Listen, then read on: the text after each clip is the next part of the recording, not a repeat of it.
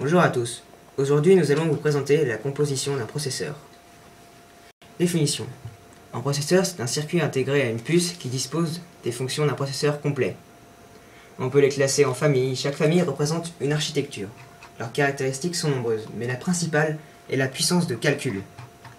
On peut parler de l'unité MIPS pour les processeurs et pour les processeurs plus simples, et le MOPS. Et la composition interne. La composition physique, le processeur n'est en fin de compte qu'un vulgaire morceau de silicium dont la taille va de quelques millimètres carrés à quelques dizaines de millimètres carrés. La composition électrique, le microprocesseur, est constitué électriquement de millions d'interrupteurs par des tensions.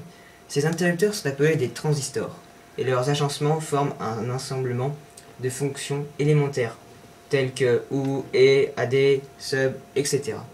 Que fait-il? Il doit exécuter un programme. Ce programme est constitué d'instructions. Ces instructions qu'il doit connaître, les stocker, les décoder et les exécuter. Il doit savoir où se trouve et où aller chercher la prochaine instruction exécutée. De plus, il doit être à l'heure, donc cadencé.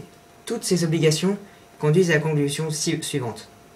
Un microprocesseur est constitué d'un ensemble d'entités permettant de faire les opérations citées ci-dessous, d'où sa composition logique, comme nous pouvons le voir ici. Composition logique, donc microprocesseur de base, n'est constitué en fait que de unités fonctionnellement séparées. Le HAL, pour l'unité arithmétique et logique, et l'UC, pour l'unité de commande ou de contrôle.